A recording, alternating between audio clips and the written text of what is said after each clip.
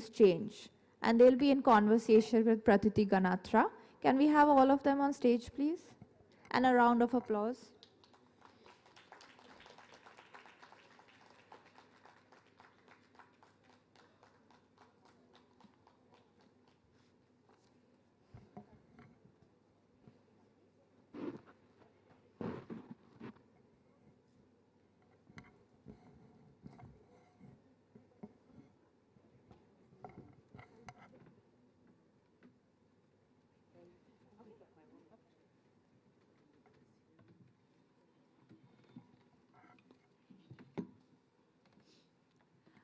I welcome you four to the Kalam Hub for the Excite Kolkata Literary Meet. Over to you now, Pratiti. Good evening, everyone, and thank you so much for joining us for this session. Thank you, Swati, thank you, Lucy, and thank you, Nilanjana, for being here with us today. So the title of our conversation today is Be the Change. This is a phrase that is thrown around a lot, and sometimes it means call to action, sometimes it means expectations on individuals.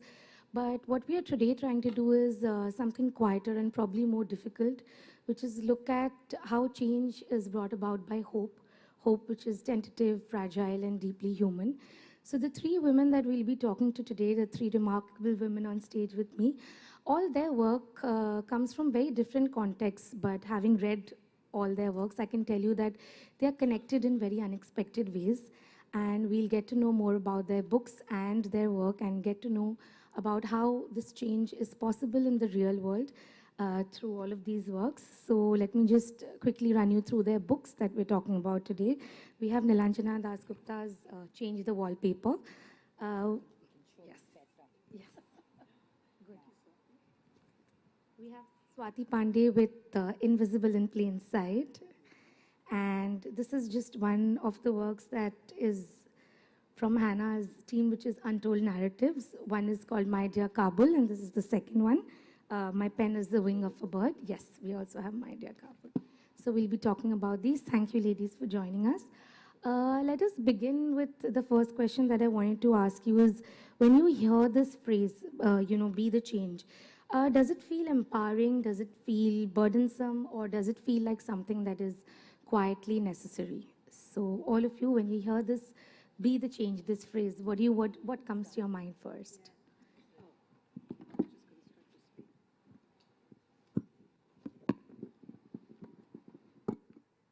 All right, can you hear me? Yes, you can.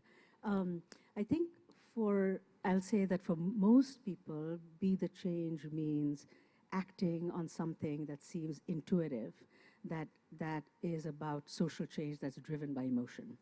To me, be the change as a social psychologist whose research is on culture change, on prejudice reduction, and on stereotype reduction, be the change means applying sort of the insights, the tools of research to try and identify what strategies actually move the needle towards culture change and what strategies seem intuitively appealing, but that don't work.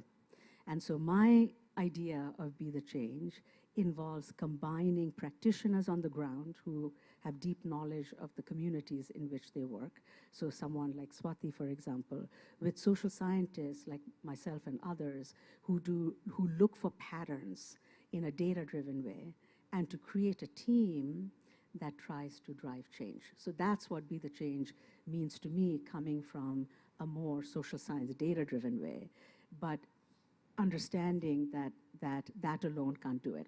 Neither will just looking at stories of individuals by itself move the needle. You sort of need both. Yeah, I think there's a saying, which is you need a writer, a lawyer, and an activist to create change. For me, I think it's about being fair and feeling fair at the end of the day. And certainly Untold Narratives was founded in response to women writers in Afghanistan who didn't have the environment around them in which they were working and writing to get their work published in their own languages, original languages in their own country, and more widely in translation. So it was simply in response to a need. And if that response is useful, then change probably will follow if the energy is there to drive it. Swati, what do you think when he heard Be the Change? Okay, let me say that my perspective would be very different here. I used to be an activist anthropologist when I was much younger, which means that, you know, the Cholbena Brigade, this won't or shall not or cannot happen. And then I completely changed the person I was and I joined the government. The first thing about the government, the stereotype about the government is nothing ever changes, right? Why does this not happen? Why cannot change be affected? So it's then I realized that the agency that you have is the most important catalyst of change. And government, or in India, because I work in India, I represent the bureaucracy in different departments. We really have the power. When I say the power, do not get the, you know, negative connotations. But it is, you really have the chemicals to bring about not a physical change, but a chemical change, you know, and change that can be everlasting and systemic. One thing is wishing for change, and one thing is driving institutional change. It is only that change that stays and continues. Individual change, community change is, for me, sometimes utopian. Because, you know, communities also can do as much when you have the machine of the government actually aiding that change and becoming a participant with the community. That is the change that, you know, that defines me. Because the question was, what do you think when you think about change? All your work in different ways is, you know, making things visible, you know, people, stories, emotions, lives, all of that. So let's delve a little deeper into that, you know. I'll begin with Nilanjana. In Change the Wallpaper, many of these shifts happen, you know, very quietly, very sort of in the background. So if you could first begin by telling us what you mean by change, you know, by wallpaper, since people who've not read the book would not get that. So little bit about that, and then, you know, a little bit about this making things visible. Yeah, so Change the Wallpaper is not about interior design. It's a metaphor. So noticing and visibility is really the thesis of it's the starting point of my book, which is where I basically argue that the change will happen when we notice the external situational factors that nudge our thoughts and behavior. So social psychologists like myself call it the power of the situation. That we think that it's human agency that drives behavior and change, but it's often the situational nudges. So in the book, I talk about 4 types of wallpaper. So let me back up and say, these situational forces are kind of like the wallpaper in a room. We notice it when we walk into a new space, but the wallpaper quickly fades into the background. And then very soon, we don't see the ways in which it influences our behavior and that of others, the way, whether it encourages or discourages social mixing, what social norms it activates. So in the book, I talk about noticing 4 kinds of wallpaper. The first is notice the physical layout of the environment we are in. Does it segregate us into people of a kind by caste, by religion, by social class, by race, depending on the country we are in, by power? Or does the physical environment allow us to mix with other people who are different than us? And so that environment is really, whether it allows mixing or discourages mixing, is the first starting point of change for the better or for the worse. The second thing is what I call the roadmap to the maze. It's basically the unspoken rules of the game that some of us know to navigate bureaucracies like school and college and university and workplaces that others don't know. So those rules might be, what are the unspoken practices? What rules can be bent? Who to ask for help, when to ask for help, how to ask for help. So it's a combination of what we would call soft skills and also just understanding how the system works. The thing to notice is that some of us have the roadmap to that maze and others don't. It's not equally distributed. And simply that inequality by itself creates a gap. And if we don't fix that knowledge gap, which is not content knowledge, but which is social knowledge, we can't change inequality. So it's the second.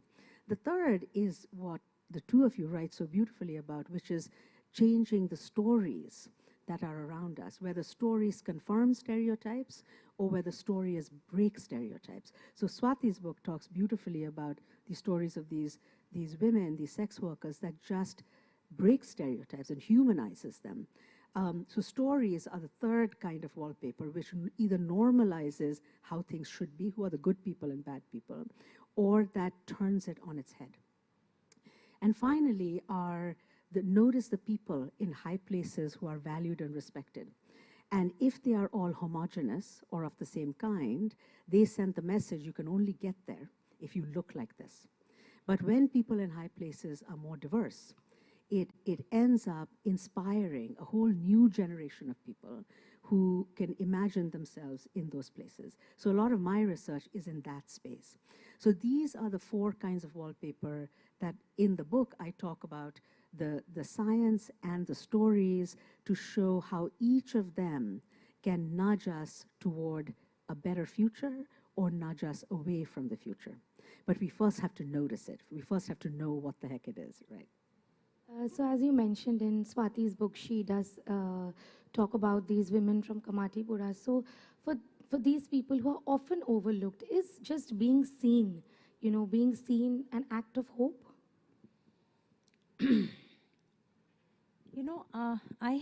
I'll take umbrage at that word.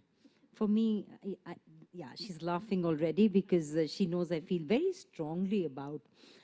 When we talk about sex workers, and Kamatipura would be a sister of Sonargachi, so let's talk about who these women are.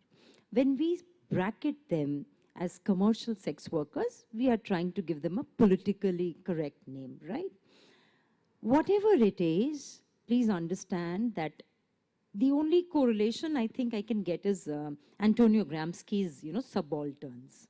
People who don't even exist, right? So I couldn't give the title. In fact, I wanted to say the non-existent. And my publisher said that's not a title.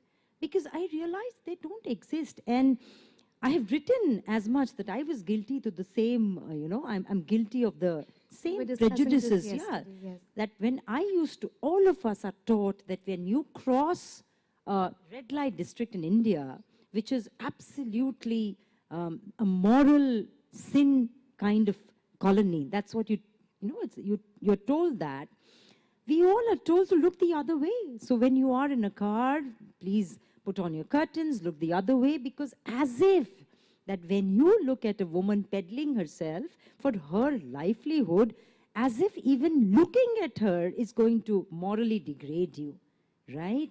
So this is the class you are talking about. And Gangubai Kathiawadi type pictures who show them living in Art Deco houses, songs and dances, lovely saris. Please, nothing about it is true. Stereotypes that do much damage, because then you are telling yourself this storyline that they are okay. They are okay. They live in these, great places where they are having a song and dance routine. They are not okay because you have not even humanized them. They are people with absolute loss of power. So actually, when I think about hope in that situation, I have conflicted opinion, and I talk to them because, my book is about my work with the sex workers, and today they've become my pals. They've actually become my pals. They call me up, and I take psychological counseling from them, Nilanjana, about motherhood. I am a very, what my son says, you're too excited to be a mother. I still am, and he's 24. So, that's the relationship. And hope for me then is a flickering candle at the end of a long corridor with open windows on a windy day. So does that answer? Because it's a conflicting thought for me. On some days, I think hope is what that pulls out of our beds and pulls all of us out. And then I go to Kamatipura and I sit in their houses, and they're eating, and there's a rat eating with us too. And then I realize that, are we in the same worlds? We're not even in the similar worlds, right? And not in similar worlds. This was the similar feeling that I got when I was also reading, the stories from Afghanistan. This is a place where women's voices especially are silenced to a great degree. So Lucy, do you think that making space for these kind of narratives itself is like a political act of hope, do you think? Well, for a start, I shouldn't be sitting here. The women that wrote the stories, the fiction in that book and the non-fiction in this book, and they're not my words. None of those words are mine. I'm only here because they can't be here. However, you can buy the book. So that's how you can support these writers. Sorry, I've now forgotten the question. Is it a political act? Yes, political act of hope. Well, going back to what you were saying, that Untold, the organisation that I'm involved in, it's about the gap. It's about the gap between, in this case, writers in one part of the world and readers in another. But it's not about being extractive, and and you have to be really careful with the language, I think, here, about sort of emerging or local, or these words carry such unfortunate kind of weight. And all we're talking about is that the resources and the power, in this case in the publishing industry, are not being useful to a great many writers who are left in a situation without any infrastructure, and who are structurally marginalized due to prejudice, due to censorship, due to conflict, whatever it might be. So I don't think these writers are just writing because they're writers. They were writing whether the Taliban is there, the Taliban is not there, whether they were as free as a bird or not. They are going to write. What they're writing may change, and it's our job to try to create an ecosystem that will allow that work to fly, to be available to the world, so that they are not forgotten. So in that way, of course, it's a political act. In one way, writing's always a political act. It depends what what you're reading. Just a little bit about how you did get, because I've read it and I know, how did you get all these women together, and the whole process of getting their voices from there to, to the world through these books? Well, just briefly, we're now working in various parts of the world, in Sudan, and we have an anthology from writers in Assam, because this also applies to writers who are structurally marginalized by language, of which in India that is quite common. And we work with a partner, B Books, here in Calcutta. This came about, I was working in Afghanistan, and two of the women I was working with on a completely different project were talking about how hard it was to get their fiction published locally because they were women.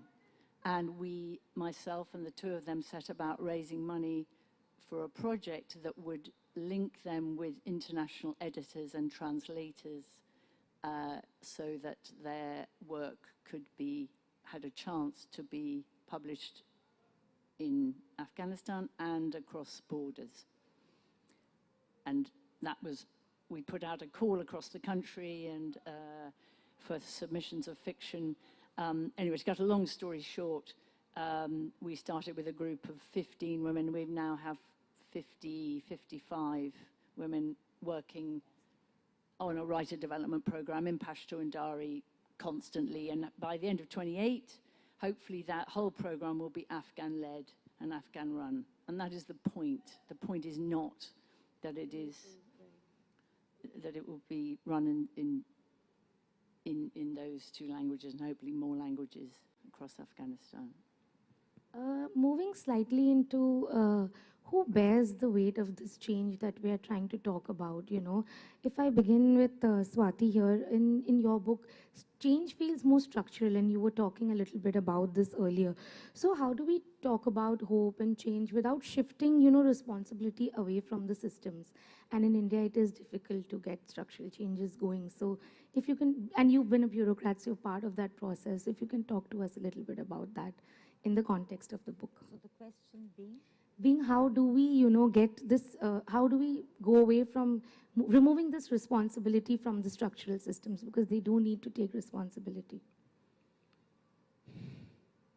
That's a tricky one, actually. How do you remove it from the structural systems?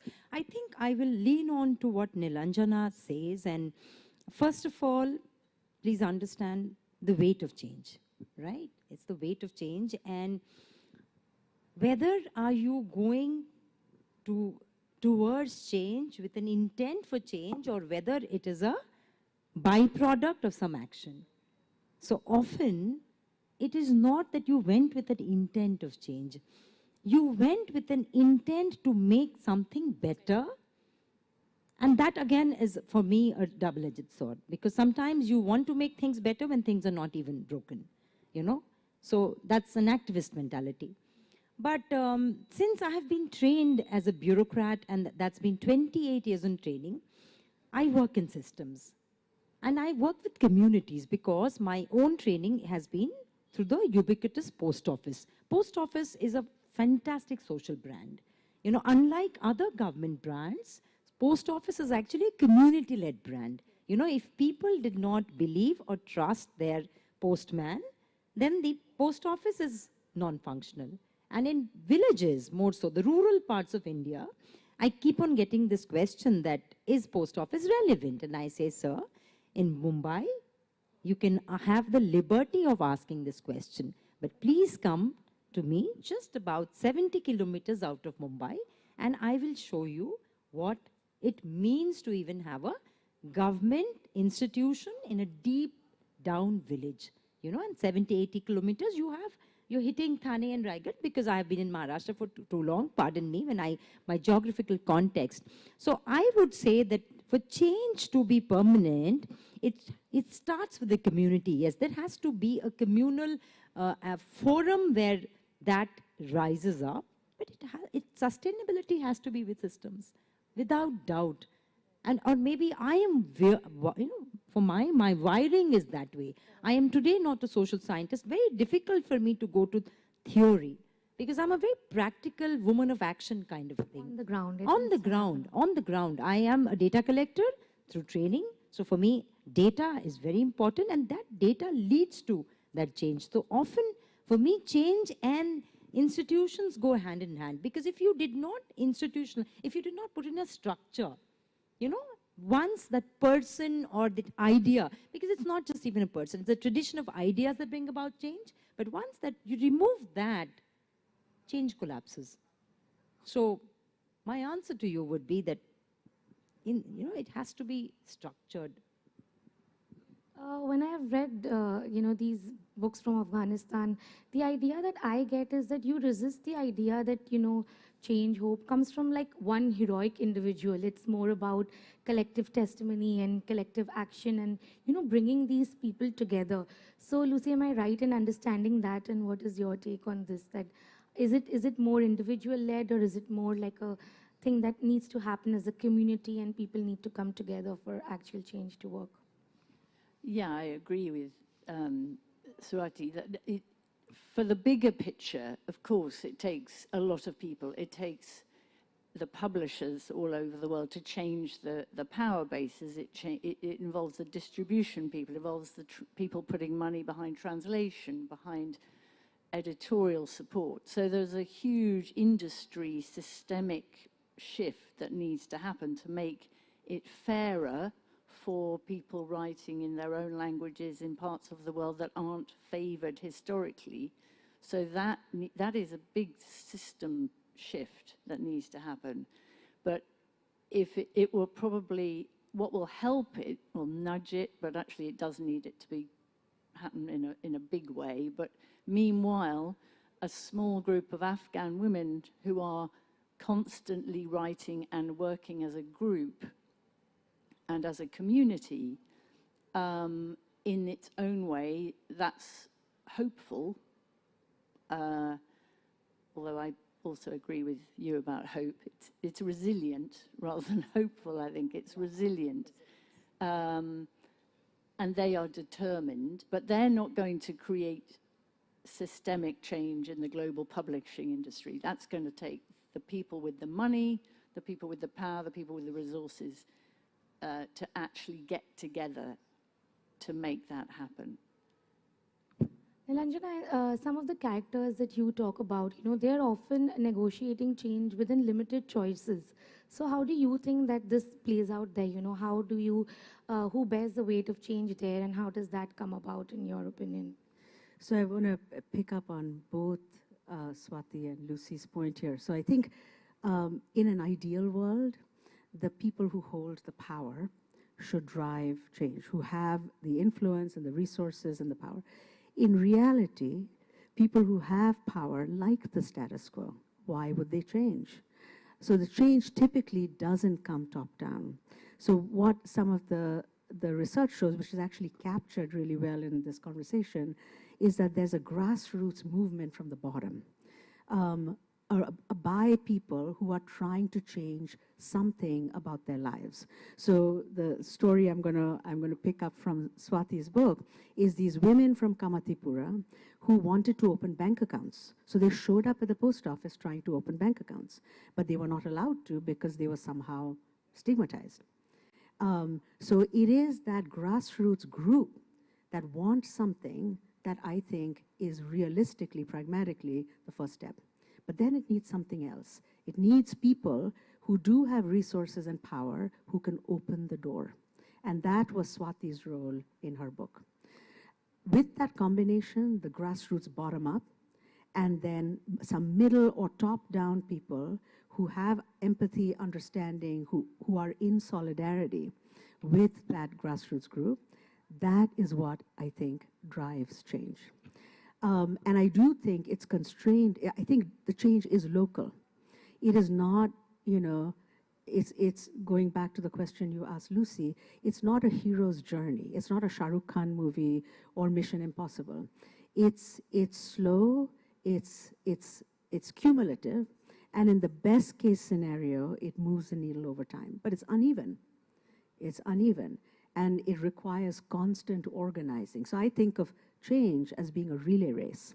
It's not a marathon. It's not a single person game. You can tell I love metaphors. It's not a sprint, but it's a relay race. It needs a team which has a collective goal, and they're moving the baton down towards that collective goal. And oftentimes that relay race is intergenerational. Now, moving a little towards, writing as this act of hope and coming to the three of you individually, when you're working on these books, you as writers and Lucy as somebody who collects and edits these works, when you're reading about these stories, which are not always so positive, I would say, quite overwhelming. So how does it affect you as a person? Has it changed you personally? What is your relationship to, say, hope, resilience, when you are working on something like this, when you're so deeply entrenched in these stories? And I'd like to begin with Swati here, because we were having a brief conversation about this yesterday. So if you can talk a little bit about that.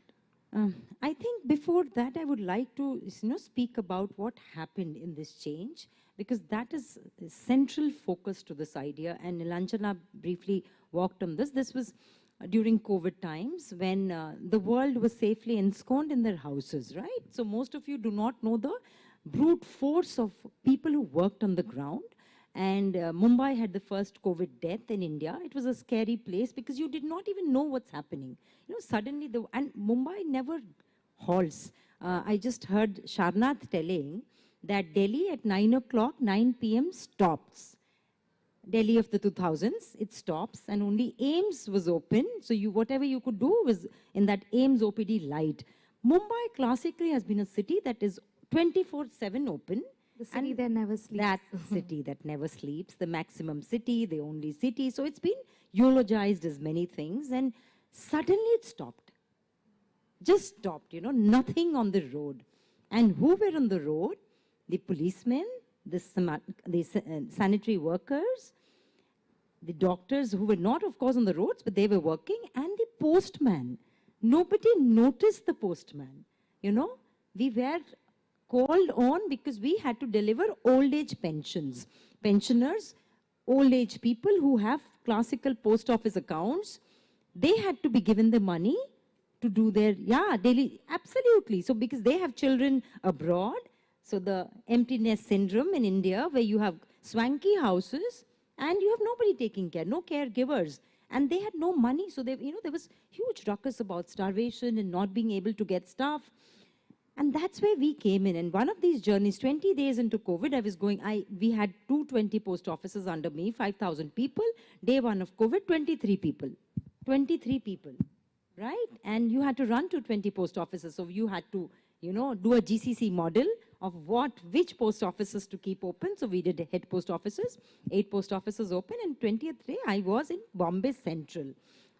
That post office that looked into the huge area, pockets that were relatively poorer. That means also people needed much more money. And I was working inside the post office to hear a huge ruckus happening outside. And my postmaster told me, just ignore. I kept on ignoring because you get used to, a dull background noise in life, and you tell yourself, let me be focused in what I do.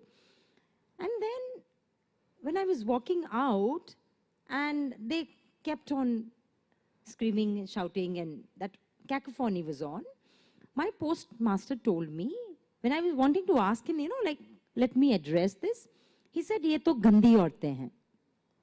Ye to gandi aurtein hain. In fact, he used the word, pardon me, randi hain.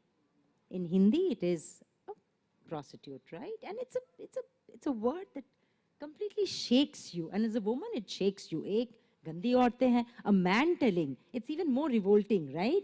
It is even more revolting. Who the hell are you to tell who's a gandi aurat, not gandi aurat? And then he held me. He said, madam, don't even, aise auratein yahan bahut hai. But as I stood, I was just, and he was pulling me and I was walking. There was a momentum. I heard a woman commenting something very colloquial. I had to turn back because that language was not Marathi, not English, not Hindi. It was Bengali. It was a very colloquial Bengal Bengali, And I used to hear my pishis and my babas speaking that language because I speak very Bhadralok Bengali. For me, Bengali is learned. So my Bengali is very Bhadralok Bengali, prim and proper. I'm very prim and proper as a person. And, and it was a hala, that type of Bengali.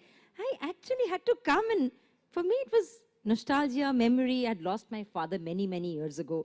And I said, Tomra ke? Yeah, Tomra ke. Then they shut. The whole cacophony, zip. Nobody opens their mouth. They have masks, of course. And just then one girl tells me that, oh, aapni shunlen na amra ke? And she said, to amra to dhandawali. And she was very matter-of-factly, very proudly. She had no qualms about it. She said, amra to dhandawali. Then, this, for me, this is 2 worlds. One world, ye gandi aurtein hain. And one, she says the same thing. But there was confidence. There was panache. I was struck by the way she owned up to, that this is who I am, and no qualms. And then when I said, what is it that you want? She said, we want money because you're distributing money. And we are hungry, we're starvation hit. And the journey started, and I realized that their children, they could not enroll to anything, open any bank accounts because their children did not have Aadhaar cards. Aadhaar cards, this was a project that I have been doing for the past 5 years. Aadhaar cards classically had business address proofs. You had to have an address verifiable proof to open an Aadhaar card. Now, they live in small 6x4 paper-walled rooms that they, rented by the hour. They will not have any addresses to prove any point. And nobody was giving them an address proof. No electric bill, no mobile, nothing. What do you use? That's when my journey started within the government itself. It was an inter-government thing with the Aadhaar authorities, UIDAI, with my convincing my own department higher-ups. First, Then I said that if I, if I get you an Aadhaar card, will you open a bank account? They said, no, no, no, we are not going to open that bank account. Why? Because we don't go to banks where men are working. Right? Banks and post offices. Let me, guilty as charged always. Why is it? Because men either want sexual favors from us or they look us up and down. And they just treat us like, we are exactly, the subalterns. I came back thinking, what do I do? What do I do? Then this idea came, well, if I make it an all-women's post office, will you come to my post office to open these accounts? If I open the Aadhaar cards and somehow find a way, it was all speculative. And my own team said, Madam, hum aapke saath hain. Whatever it is, hum bilkul, kuch to hona chahiye. Kuch to hona chahiye. Let's do something about it. Yeah, let's do some. And the whole system, my postman also said, nahi, madam, we have been, we've seen these women and their children, right from these children, we know the child is born right there in our house. But we can't prove anything because they're home deliveries. Hospitals, they don't go to hospitals. You know how these children are accidental births, right? They are not, there's no father ownership. That's the whole process, that the whole postal family came, we made it an all-women post office. So the postmaster was a woman, the postman was a woman, the postal clerk, the postmaster general was a woman. Misnomers tell about gender injustice here, So that's when India Post, I made a special sanction to the government, including change in public policy, where India Post, the post office became the address proof. So we signed over as their guarantors of address. So when you say, and it took me more than a year doing, even getting women posted, women wanted to come. But some woman cried, Madam, my husband says, ki if you go and work in Kamatipura, don't come to my house. Then there was a girl who was newly engaged. She came crying, Madam, they've broken my engagement. Unhone kaha, tum roj Kamatipura jati ho. And my boss at a certain point of time, once I was not in office, so somebody asked my boss, we want to meet the Postmaster General, where is Mrs. Pandey? She said, her address is Kamatipura today. She's always in Kamatipura. You see the underlining irony of all this. So that is what, invisible means, that they don't exist because you have refused to look at them. May I point out one thing in Swati's story? I think the reason why the initial interaction happened between, well, it's partly Bengali, but it's partly because you were in that same public space. Yes. Those women who were banging on the door, making a cacophonous noise, was with, so you saw them, and that's what started the interaction.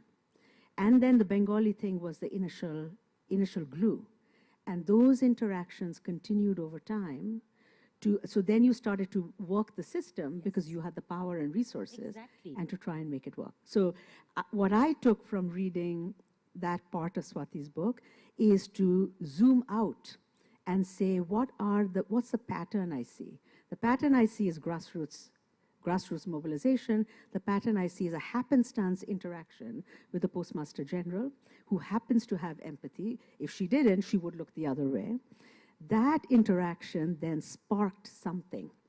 And then she opened the door to more things happening, to moving the system. So right before we got here, I was asking Swati, so now that she is in a different role, do other people carry on this work? And you said, I'll pass it on to you. I said that in Kamatipura, that movement also happened within the department, within us, the post offices. So it continues. It happened, India Post adopted this, it happened in many areas. But as often it happens to the subalterns, they get lost in translation. They don't exist. So some officers do this job because they're moved, they feel that we owe it, and some officers find the job a little too difficult. So change is local. Change. And it's hard to adapt it to other environments unless you have those key ingredients that come together. It takes time, like you said earlier, it takes time. It takes one spark to offset it, but it takes time to stabilize it. And then it takes trust and confidence. So my pen is the wing of a bird. I went to 11 UK publishers with that manuscript And they all said nobody wants to hear from Afghan women certainly in the UK, across Europe, in the English language, forget it. One, the 12th one, said, yes, we'll publish it. When Kabul fell back to the Taliban, 3 or 4 months later, 9 of those publishers rang me up and said, oh, we'll publish it now.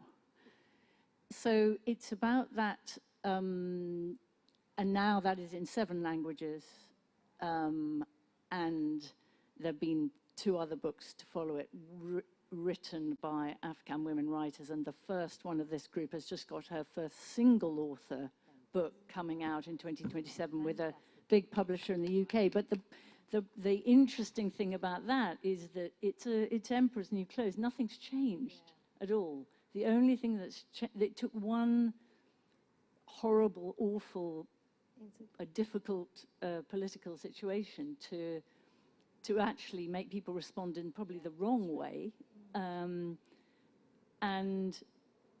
But at the same time, those writers reached readers that they wouldn't otherwise have reached, who now are beginning to say, oh, I'd like to read more from, not necessarily, hopefully one day, not from an Afghan woman writer, but from that writer who is Afghan, who happens to be Afghan, whose writing I really like. Not the center of the identity, but just she happens to be. Yeah, so not exoticizing it, or not collecting. So just to correct, we don't collect stories. This isn't about collecting stories, or it's just about parting the grass and making the opportunities to show the bigger institutions that they need to create opportunity. They need to put the power and the resources, because people will want to read ideas and experiences and fiction from writers who they haven't yet come across. Just one last question from me to Nilanjana before I throw it open to the audience and we take their questions. Is you really break this down quite well. You know, at the end of the second part of your book, each chapter has these, these pointers, these action points about how this can actually come about. So if you can briefly tell us about that before we let the audience take over. Yeah, I wanted to not write an academic book. I've done enough of that. I wanted to write a book that was for the general public, for change makers, for leaders to be, who are interested in social change but may not know what are the levers that actually work. So the second part of the book is all about how you change the wallpaper, which is how do you try to move the problem to a better place. And so I wanted to, at the end of every chapter, say, if you are a leader, or if you are a change maker, or if you are a young student and you want to do something, here are some things you can do. And I wanted to make it more concrete, because sometimes in the world of research, things get too abstract and they get lost. So I wanted to combine social science with stories and end every chapter with, here are the 3 things you can do. And then I realized that some of those things are for people in positions of power. Others of those things are for any of us. So I wanted to differentiate them. And I also wanted to say, here are the things that you might think intuitively will work, but actually there's no evidence that it does, or the evidence is mixed, or sometimes it backfires. So it was very important to me to write for a general audience and make it more like storytelling. So even the research I described in the form of stories. Because I think the best work that we do is to take the science out of journals into the public. And so I think of my work as combining science with social justice, which, by the way, as a sidebar, is sort of a family legacy. So my grandparents were involved in the Indian freedom movement and worked very closely with Gandhi, and were involved after the 1940 Bengal famine and partition. And my parents were a scientist and engineer. So and my great-grandmother was a feminist writer. So I wanted to combine the legacy of social justice with a legacy of something data-driven, evidence-based. And so this was the way that I chose to do it. If I can request our audience, the questions that you have for our authors, if we could take them outside, because the next panelist has a flight to catch, so that's what I've been told off stage. So their books are available at the festival bookstore, which is right across from here. So I'm sure they would love to chat with you, sign your copies of the book, and also speak to you and answer your questions. So thank you, ladies. Thank you for joining us today. And we hope that there is some change that all of us can bring about in this world. Thank you. Yeah, I would be happy to hang out at the back and chat. Yeah. Thank you. Thank you for joining us. Thank today. you. You've been a lovely audience. Thank you very much.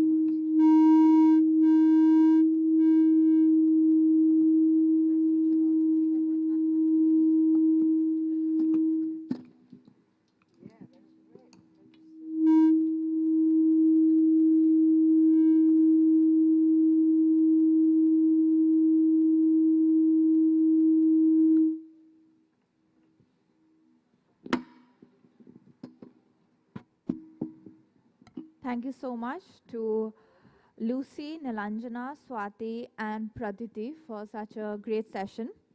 We'll go into the next session immediately. We have ghostwriting, where we have Arundhati Nath on her tryst with the supernatural.